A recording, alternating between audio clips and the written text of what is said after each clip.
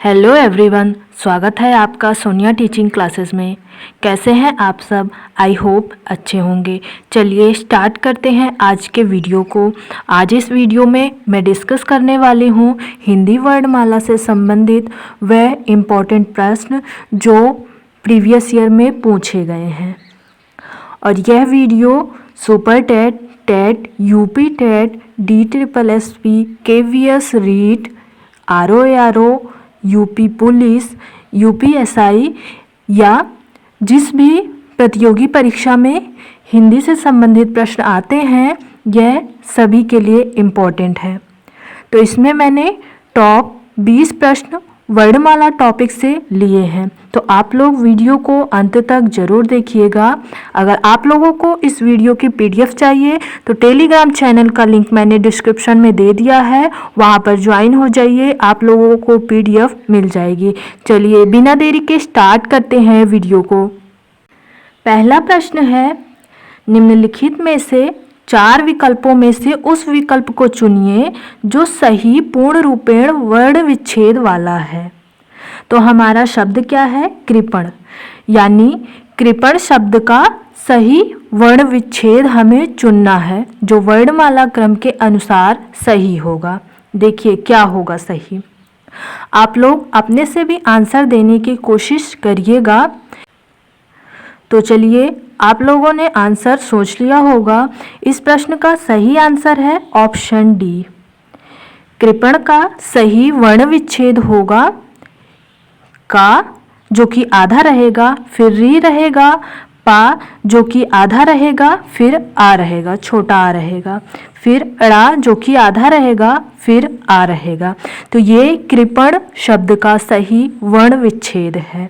आपको पता है ना, व्यंजन बिना स्वर के पूर्ण नहीं होता है, तो वही यहाँ पर अप्लाई किया गया है। ध्यान रखिएगा, मोस्ट इम्पॉर्टेंट प्रश्न है। इस तरह के प्रश्न बहुत ज़्यादा पूछे जाते हैं और कंफ्यूज भी करती हैं। चलिए अगला प्रश्न देखते हैं। भाषा की सबसे छोटी इकाई को क्या कहा जाता है? भाषा की सबसे छोटी इकाई को क्या कहा जाता है? वर्ण, पद, शब्द, उच्चारण। भाषा की सबसे छोटी इकाई को कहा जाता है वर्ण।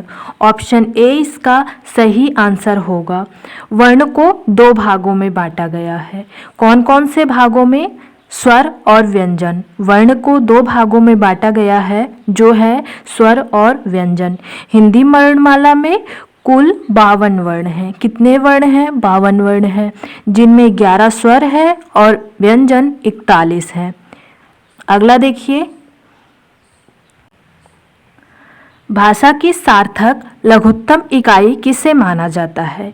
यानी भाषा की सार्थक सबसे छोटी इकाई कौन सी है?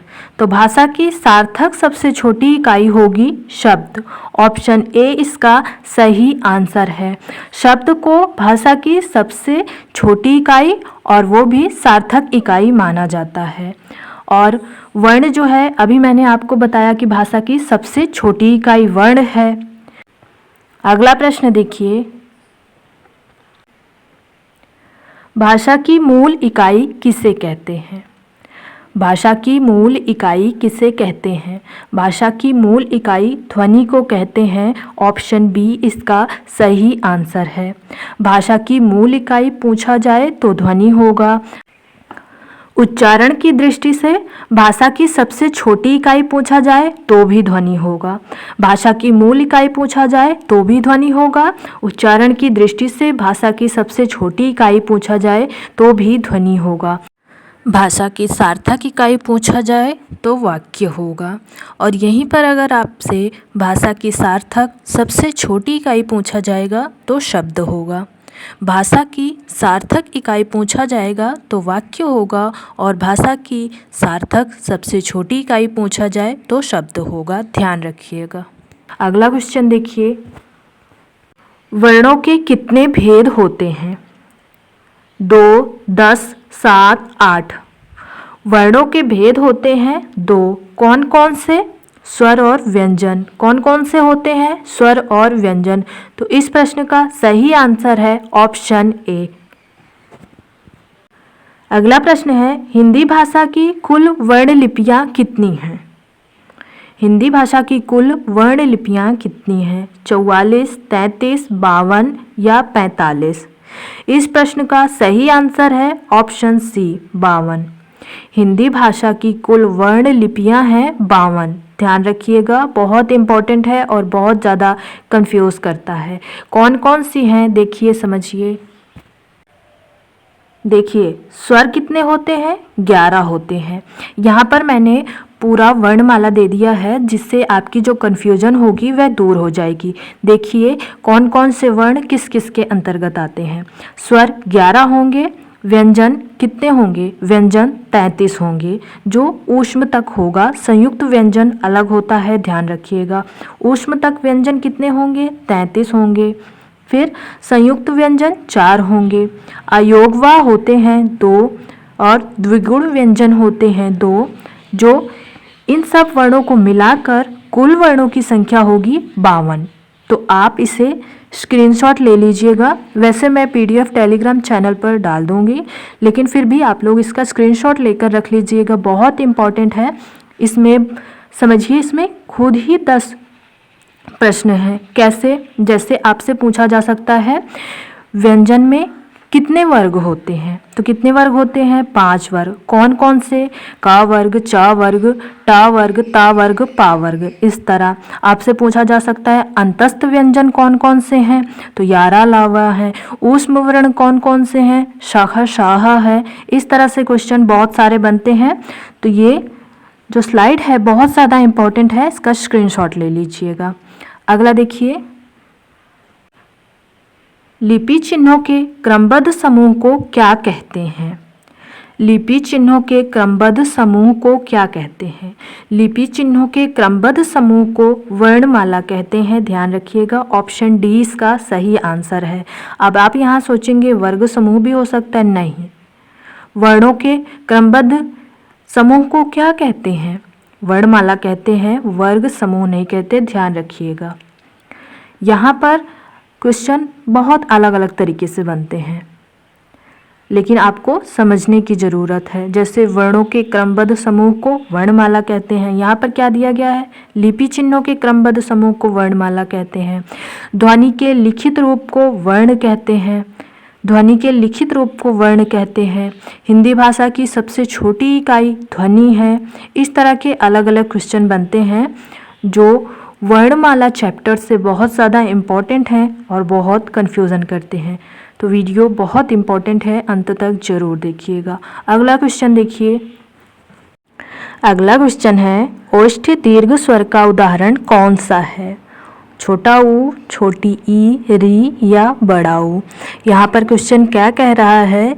वह दीर्घ स्वर जो ओष्ठ यानी जिसका उच्चारण स्थान ओठ हो, तो वो कौन सा है? Option D. यह दीर्घ स्वर भी है और इसका उच्चारण स्थान ओठ है। इसे आप एक सूत्र के माध्यम से याद रख सकते हैं, उपपदमानीय नाम ओष्ठा। सूत्र समझिए या ट्रिक समझिए, आप इससे याद कर लेंगे तो बहुत आसानी होगी।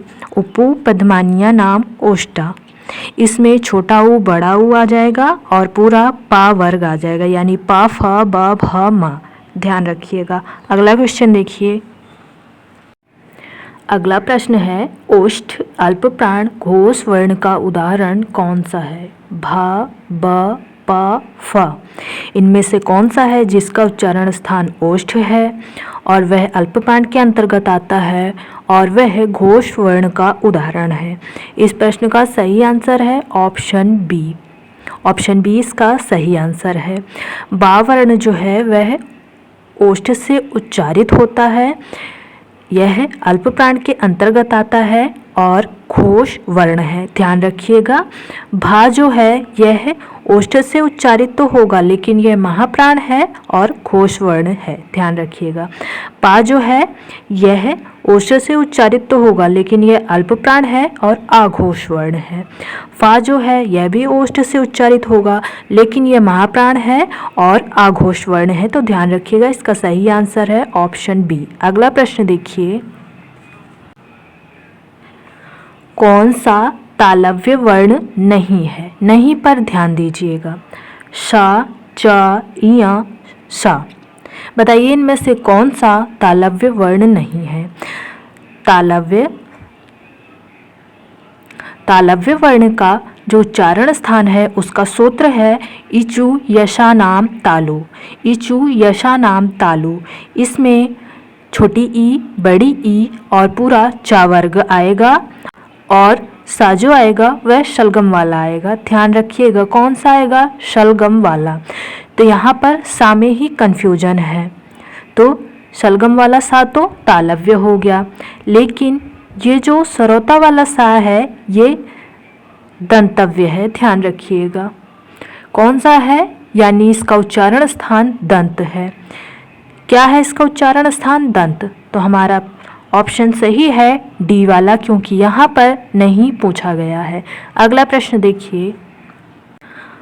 अगला प्रश्न है चा वर्ग में महाप्राण व्यंजन वर्ण कितने हैं। तो कितने हैं, 2 हैं। ध्यान रखिएगा ऑप्शन ए इसका सही है।